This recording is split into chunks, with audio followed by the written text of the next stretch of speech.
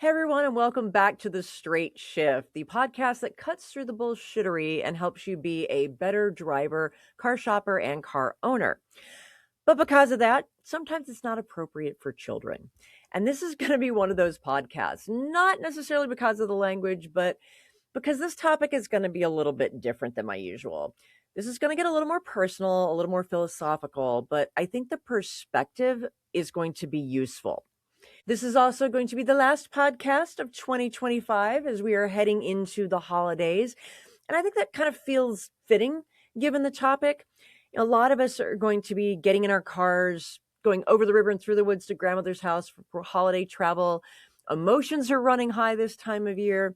So I think this is just a really good time to take a moment and stop and think about safety, about responsibility, and what we owe to ourselves and the people around us as humans. So let's end this year on a slightly thoughtful note. I recently made the decision to purchase a handgun for personal protection.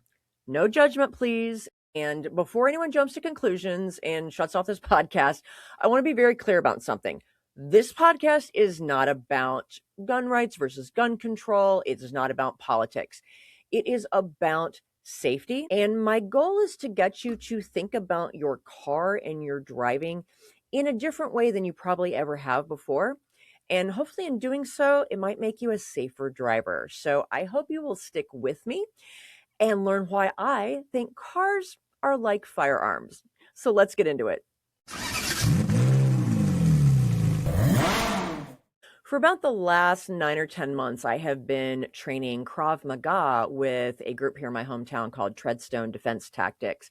If you're not familiar with Krav Maga, it is a real world self defense technique. It's not a sport, it's not a traditional martial art, but rather it pulls from all those disciplines, but it's about actually surviving real world hand to hand combat situations or self defense situations.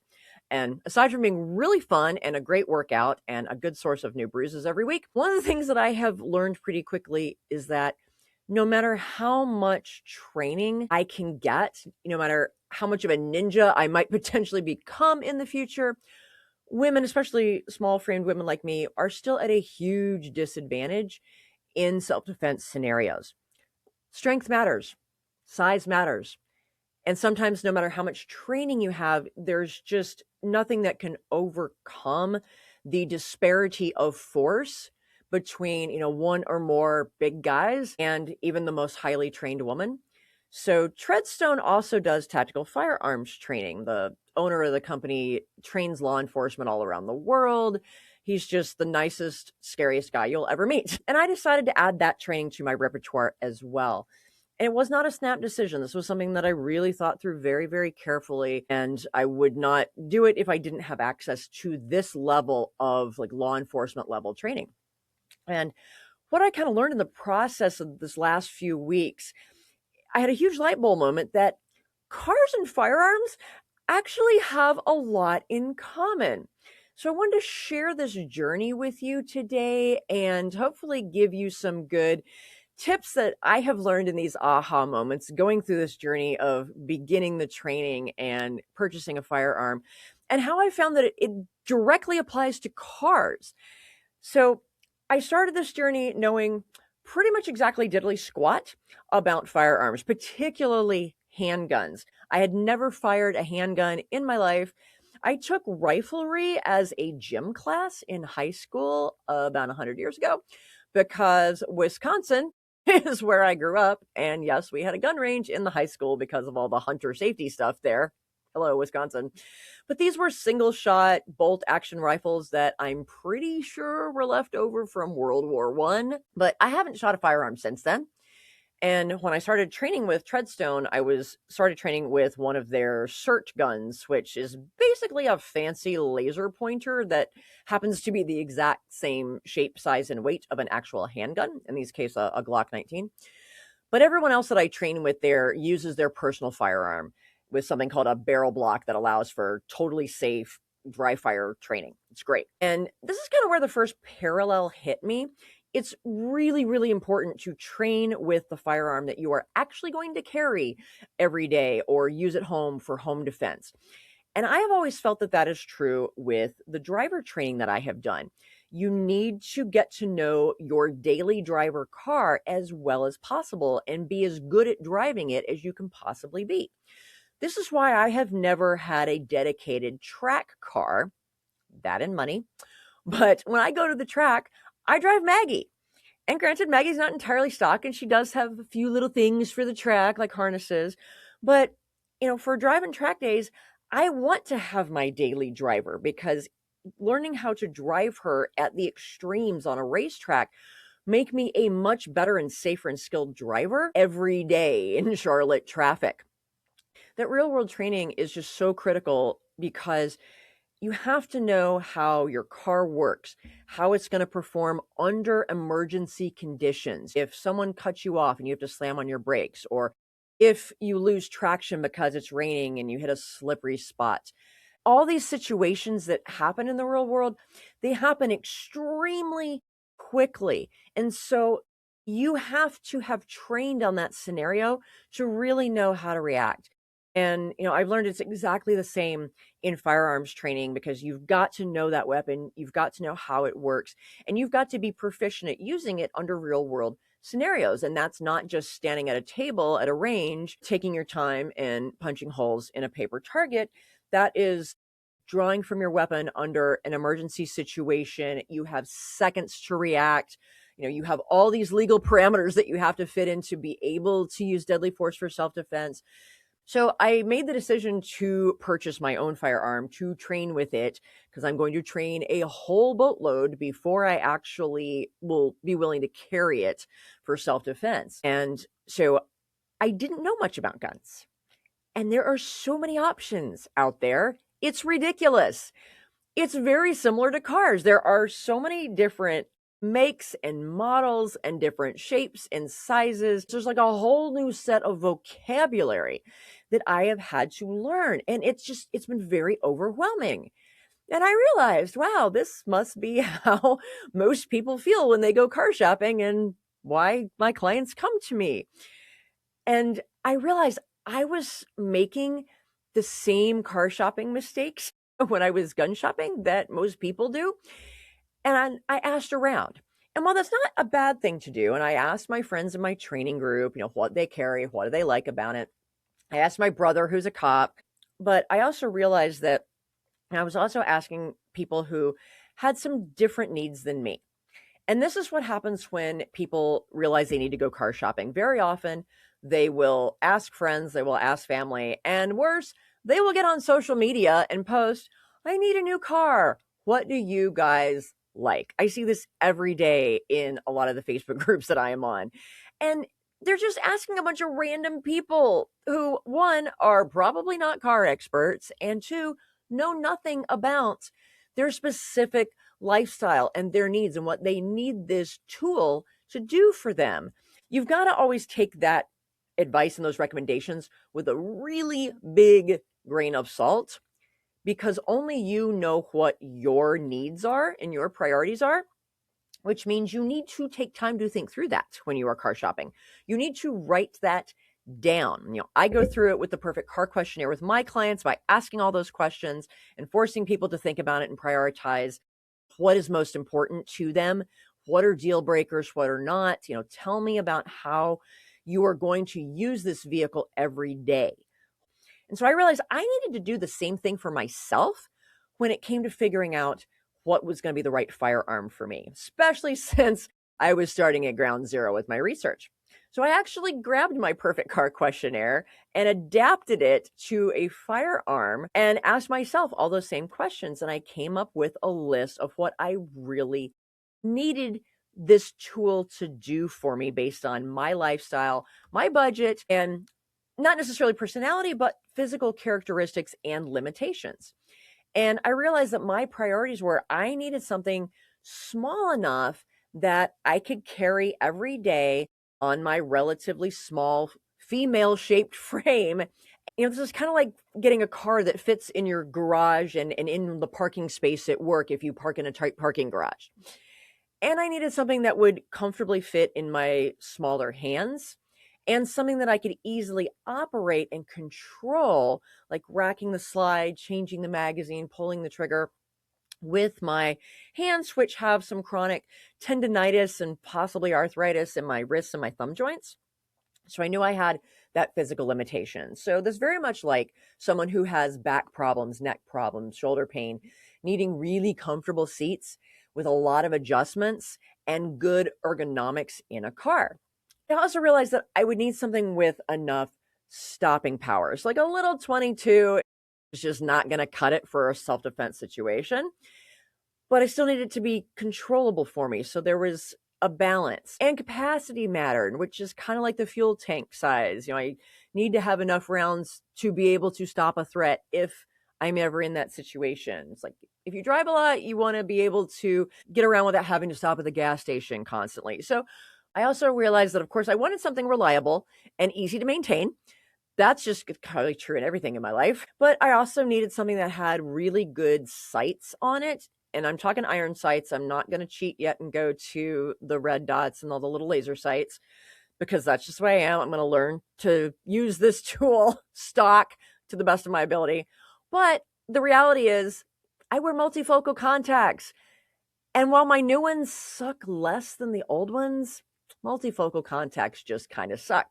So I'm never going to have a super crystal clear picture of that front sight or the target. So I needed them to be as good as they could possibly be, as visible as possible, especially at night, to compensate for the age of my eyes. So that's kind of like needing some blind spot monitoring and maybe some of the other driver safety aids in the car just to help you as best you can. And that's okay, as long as you are using those as a tool in addition to your own skill. So once I understood what my needs were and I wrote them all down and I prioritized them and which is a deal breaker and which is not, then I had to start doing all of the research and learn all the manufacturers, all the different models, kind of figured out that caliber kind of translates to engine size, at least in my brain. But even so, there are still tons of different variations on the same model gun. There's the XP and the Plus and the Pro and the Comp. And I'm like, what is all this? And I realized it's very much just like trims and packages on cars, which can be terribly confusing, especially if you don't live it and breathe it every day. So I started doing all this research, and then I made a short list of those use cases and things that I wanted to evaluate on each firearm when I went to the store just to hold it, not firing, just holding it. It's like going to the car show and being able to just sit in a bunch of different cars to see how they feel. Is it comfortable? How do the seats feel? How do they adjust? What is the technology like? Is it easy to use? Is it easy to reach? Are the seats easy and quick to fold down? Going through all the things that are important to you. So when you go to look at cars for the first time, don't necessarily even plan on test driving your first round. Just bring that checklist with you and sit in several of them. Touch them, have them show you the technology, and go through your use cases. Like, do I need 4 kids to be able to get in and out of the car quickly in the carpool line? If you have a tall family member, bring them with you. Test fit them in the car. Do you need to fit a dog crate in the back? Bring the dog crate. Make sure it fits. Need to get 2 hockey bags back there? Bring both hockey bags. Test fit them. You have to really stay focused on what your needs and priorities are, because salespeople, whether they're gun salespeople or they are car salespeople, although I did find the gun salespeople to be a lot more laid back, no pressure at all, but they still tended to want to show me, oh, have you thought of this model? Have you considered that model? Well, I really like this. Let me show you this one. Maybe you haven't considered that. And I get that. And to a certain degree, it's helpful, but they're showing me what they like, and their use cases are different. Their bodies are different. I'm like, that looks like a great gun. Where the heck am I going to carry that? Your body is built like a column. You can carry that bad boy on your hip under a loose shirt, and yay, you're concealed. Yeah, that doesn't work for women. So I realized that I needed to stay focused on my priorities and go through my checklist and not get distracted by what the salesperson wanted to show me. And one of them did show me a gun that was not on my list. It was a Walther PDP, and there is a female version that's a little bit smaller. And I got a little bright, shiny object syndrome for a minute because it was amazing. And I loved it. It felt great. I knew that I would probably be able to shoot it really well at the range. The trigger was so smooth. It's like having great throttle inputs on a car. But I realized I'm not going to be able to carry that thing. It's just too much gun for what I need every day. It's like a Mercedes. Sure, I'd love to have a Mercedes, but I don't need a Mercedes. Mercedes does not fit my lifestyle. I need a really great Toyota. And so I'm like, okay, I need to go back and I need to relook at my priorities and put the bright, shiny object away and not let myself be influenced by what the salesperson likes. He wasn't wrong, but it wasn't the right tool for me. And so you have to have that mentality when you go to the dealership too, and really stick to what's important to you. That's why it is great to bring a checklist. I brought a checklist for every gun and I held it and I tested every little thing on my list and I made my little notes. And then I left and I came home and I evaluated it. And based on that, I was able to eliminate it down to 3. And then those are the 3 that I wanted to actually test drive. And that's great with cars too. You want to try not to test drive more than 3 cars if you can, because it gets a little overwhelming.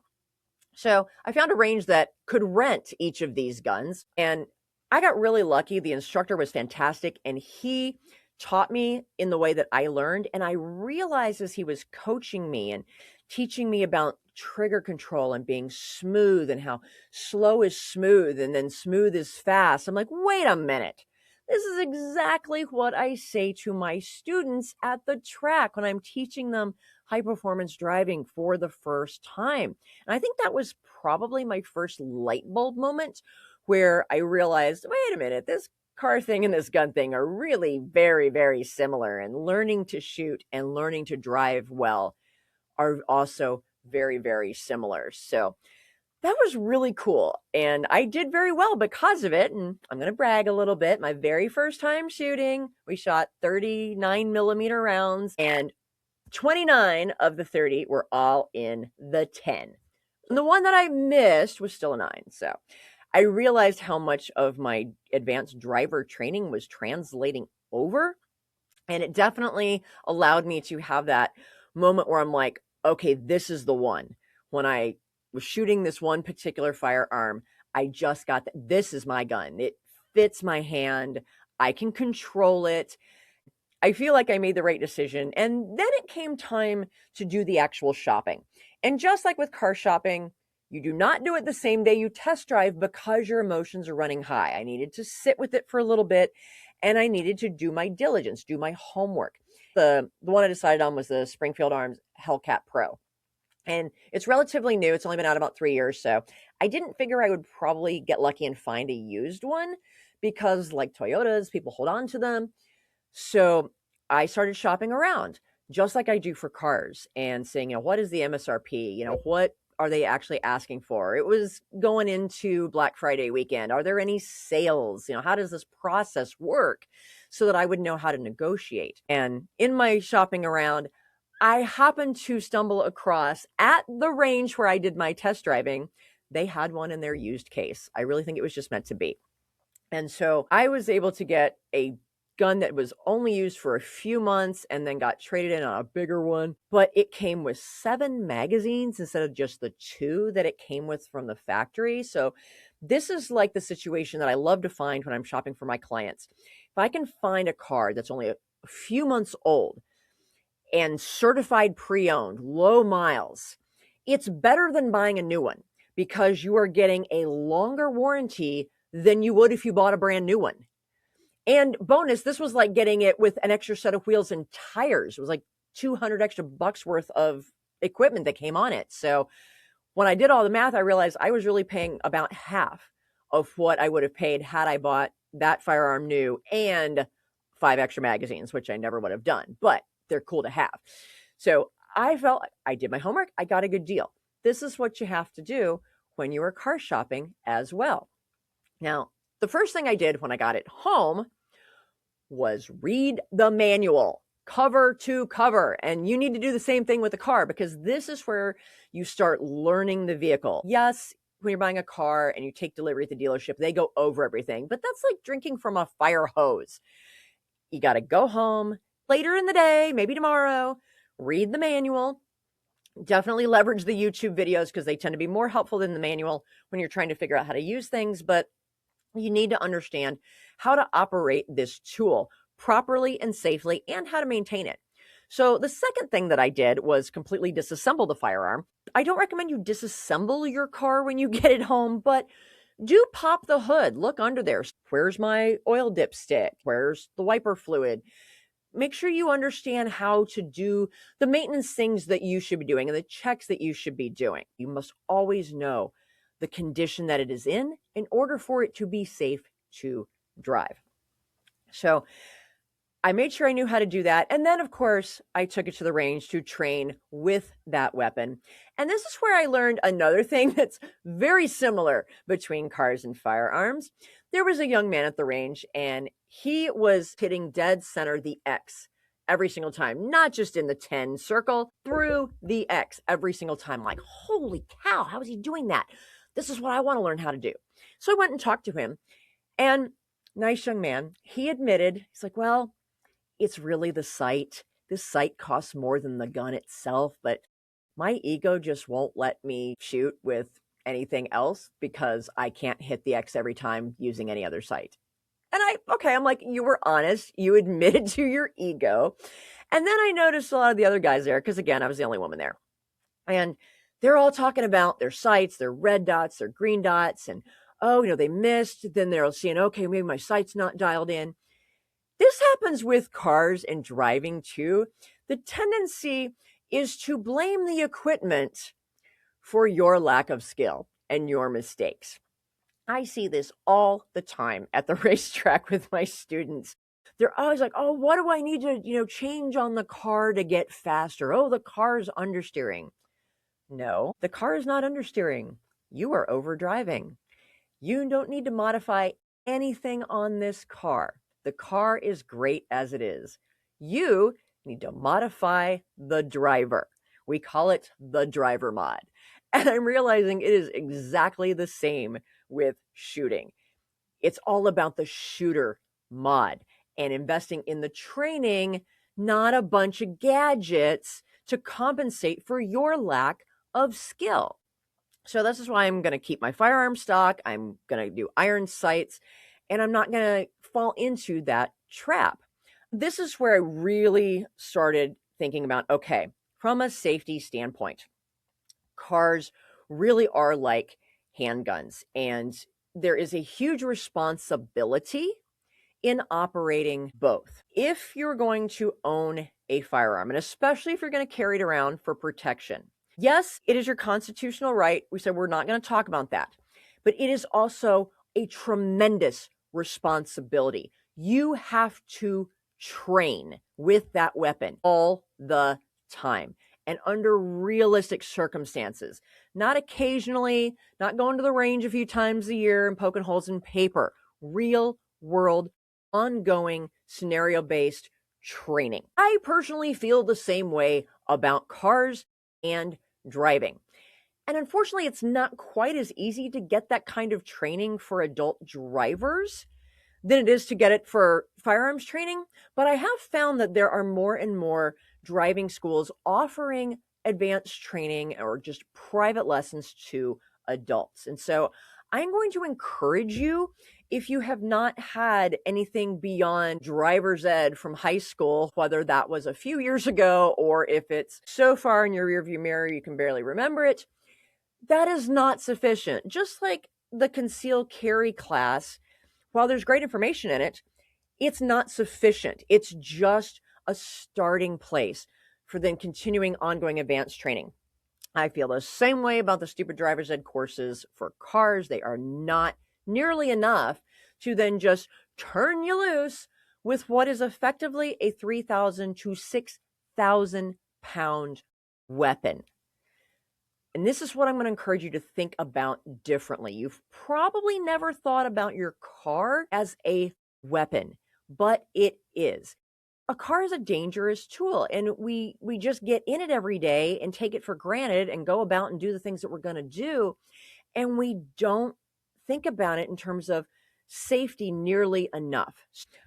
There are 4 universal firearms safety rules that everybody has to learn, and they drill it into you over and over and over again, and it's in 10 different ways on the concealed carry test, because the stakes are life and death, and you've got to know this stuff. And I feel the same way about cars. So I have translated the universal firearm safety rules into the Car Chicks driver safety rules. So first I'm going to share the firearm rules with you, and then I'm going to tell you how I've turned those into driving rules. So the very first rule of firearm safety is you always treat every firearm as if it were loaded. I don't care if you are 99.9% sure that it's not loaded because you just unloaded it.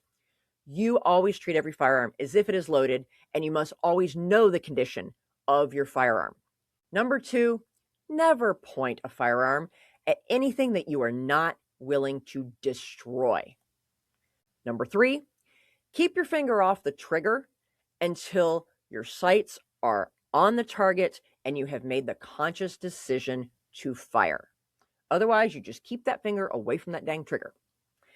And number 4, be sure of your target and what is beyond it and around it, because you might miss your target. So what else could potentially get hit, and what is beyond it? Because, bullets keep going. They don't just stop necessarily when they hit the target. I found that these very easily translate into driver safety rules.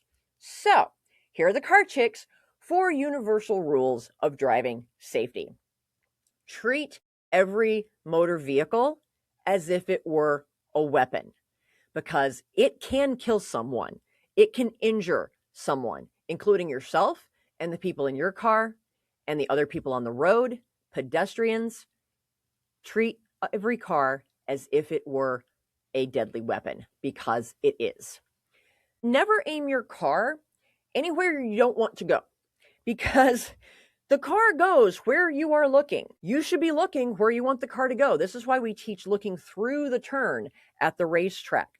So if you're over here looking at rubbernecking because there's a car crash over here, or you're over looking at the Christmas lights, then you are not driving where you're supposed to be driving. The car is going to follow you, and you're going to find that the car is veering out of the lane. This is why lane keeping is necessary, because people, their attention wanders, but then the car follows wherever your eyes go. So if your eyes are not on the road, the car is eventually not going to be on the road either. Number 3, don't commit to an action or a move in the car unless you're ready for the consequences. And this can be a little bit difficult, especially under emergency situations, because we don't necessarily train those enough. And so when we get into an emergency situation, what our instinct is in that moment of panic, that oh shit moment, is often not the right thing to do from a physics standpoint and to correct the situation. This is why I advocate the advanced training, but also don't do anything unless you're really committed to what the consequences are going to be. And that's not just in controlling the car, but also in the safety decisions that you make anytime you are in the car. That means putting the phone away. If you're going to be talking to people, there could be distractions. Don't do it unless you're willing to accept that the consequence of that is that you may be distracted. So just be very committed to being responsible and focused on your driving and knowing what the right moves are in that car. Finally, always know what's around you. Situational awareness is the single most important factor to any type of safety, whether that's personal safety, firearm safety, driving safety. Knowing what the heck is going on around you. What is the environment? What are the risks of my environment? Is it raining? Is it snowing? Is it foggy? Is it dark? Can I not see well? What are these other idiots around me doing? Because that situational awareness will help you to avoid the emergency situation, avoid having to slam on the brakes, avoid having to use deadly force in a self-defense situation. And one of the things I loved about the training with my instructors was that they don't talk about gun accidents. There's no such thing as an accidental shooting. It is a negligent discharge, and it is 100% every time caused by ignorance and or negligence, people not knowing what they're doing or being careless. And that is 100% true in cars. Because if you really boil down to it, and I refuse to call them car accidents, I call them crashes. Even if you weren't, quote, at fault under the law, under insurance, you still probably did something that contributed to it. Maybe not 100% of the time. If you were literally just sitting there, fully stopped, fully parked, nowhere to go, and somebody just drives into you, you may not have been able to do anything about that. But in most cases, everyone involved in a car crash played a role. So challenge yourself to, what could I have done differently? If paying attention more, being more aware of your surroundings, should I have looked? People say, oh, he came out of nowhere. No, he didn't. He came out of somewhere. He just came out of somewhere that you hadn't bothered looking. So I will always encourage you to look ahead. Don't just get fixated on the car in front of you, and be constantly aware of your surroundings and all the cars around you and what they are potentially doing, because that's the number one way to avoid getting into a car crash in the first place. So I hope that some of these tips that I have figured out in my recent firearms training that I think apply to cars, I hope that that will help you to be a safer driver. And, at the end of the day, whether, you own a firearm, you carry one for personal protection, you decide not to, which is also just your right, or you are out driving, the ultimate goal and the ultimate responsibility that you have is to come home at the end of the day. And hopefully everyone else around you, all the other innocent people, also come home at the end of the day. So think about your driving not just as a right, which we tend to think of it as, or privilege. It is also a tremendous responsibility, operating a vehicle that can be a weapon.